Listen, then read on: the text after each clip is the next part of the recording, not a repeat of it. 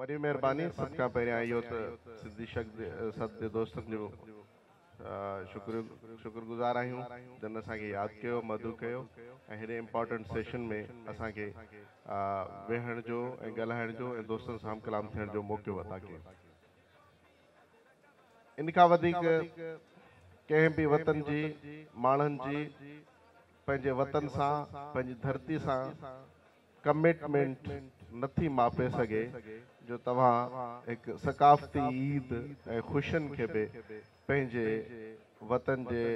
बचाव लाइ पंहिंजे वतन जे शार सिंधू सां साॻियो था अचो। इहा अव्हांखे इहा सिंधी क़ौम जो हिकिड़ो ज़बरदस्त जज़्बो आहे त हू पंहिंजे वसीलनि जी मालिकी करे करणु ॼाणनि ऐं इन कमिटमेंट में ख़ुशियुनि में हुजूमनि में नाचनि में गाननि में बे धरती सां जेकॾहिं माण्हू बीठो आहे त इहा उहा कमिटमेंट आहे जेका घणो पलीत नियतूं ख़तमु करे छॾींदी। अरसा अमेंडमेंट बेसिकली हुयो त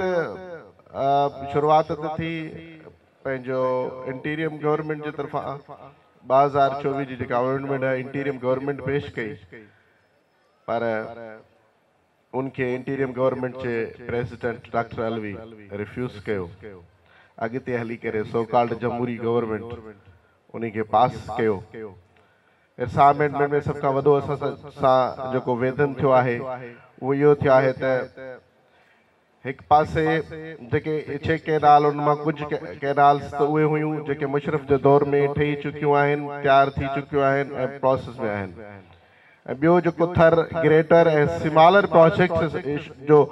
प्रोजेक्ट खणी करे निकिता आहिनि थल सिमालर ऐं ग्रेटर प्रोजेक्ट जेको आहे उनमें थल कैनाल चोलिस्तान कैनाल इहे जेको आबाद कनि था पिया उन्ही खे आबाद करण जे लाइ सिर्फ़ सिंध खे थर जे नाले सां थर कैनाल जे नाले सां हिकिड़ो अजीब लॉलीपॉप ॾिनो वियो आहे। एज़ पर द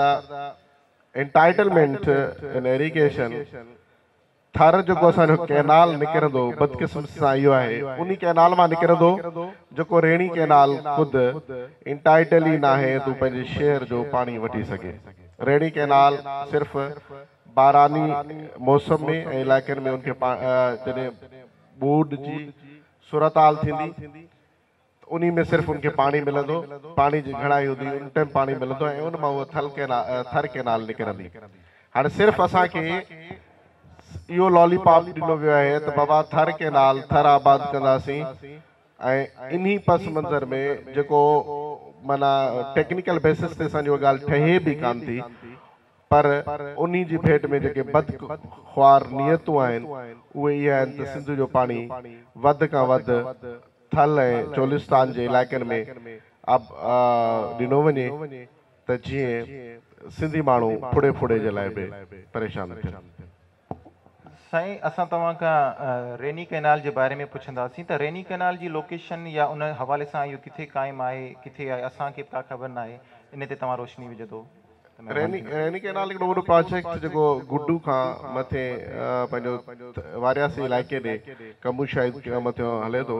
पर बदकिस्मत सां इहो बि घणे नेब इन्हनि जे करप्शन जे ज़मरे में अची करे वॾी मुश्किल सां हाणे प्रोजेक्ट इहो पंहिंजे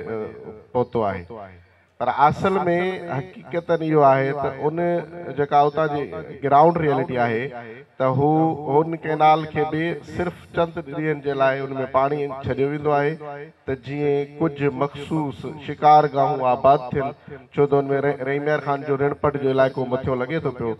ऐं कुझु ज़मीनूं मख़सूस माण्हुनि जूं आबाद थियनि उहो थोरो माना उनखे रेगुलर बेसिस ते छॾियो वेंदो आहे। इहा रेनी कैनाल आहे पंहिंजो कमू शहीद खां मथां साम्हूं निकिरंदी पई। साईं अमेंडमेंट्स मां जेके इरसा में थियूं आहिनि उन में सिंध जी आवाम सिंध जूं जेके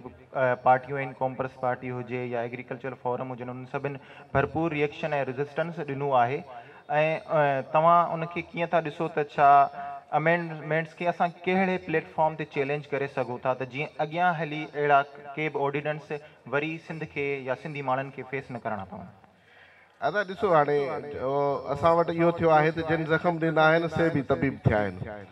ऐं बदकिस्मती सां इहा त जंहिं अमेंडमेंट माण्हू पास कई आहे उहो कॉमन ऑफ इंट्रस्ट में जेको आहे सो Council for Common Interest CCI में उन्हनि वञी चैलेंज कयो आहे। इहो त थियो लीगल फोरम, पर सिंध हमेशह डॉक्टर ख़ालिद महमूद सुमरो चवंदो हो त जेकॾहिं तव्हीं कालाबाग डैम जो मको ऐं मदीनो रखंदो नालो त सिंधी माण्हू एक्सेप्ट न कंदो। अहिड़े तरीक़े सां सिंध पॉलिटिकल हवाले सां ॾाढो सुजाॻ आहे ऐं पॉलिटिकल जेका असांजी मुसलसल हिकिड़ी वरी उमिरि ऐं एजुटेशन जी जेका उमिरि आहे उहा कॾहिं बि इन शइ खे क़बूल कान कंदी। सिंधी माण्हू रोडनि ते निकिरे पियो, मज़ामत करे पियो, उन शइ खे इनकार करे पियो। जेको सियासी प्लेटफॉर्म आहे उहो हर पार्टी पंहिंजे हिसाब सां पार्टी छा हिकिड़ो आम माण्हू बि उन्हनि जे जेके ही इस्तेसाली क़ुवतूं आहिनि उन्हनि जी नियतनि खां वाक़िफ़ आहे ऐं हू मज़ामत करे पियो। बाक़ी लीगल वे सां जेको थींदो सो उहो इहो आहे त जेके ज़ख़्म था रसाइनि तबीब उहे थींदा ऐं उन तबीब मां असीं उमेद छा था रखी सघूं।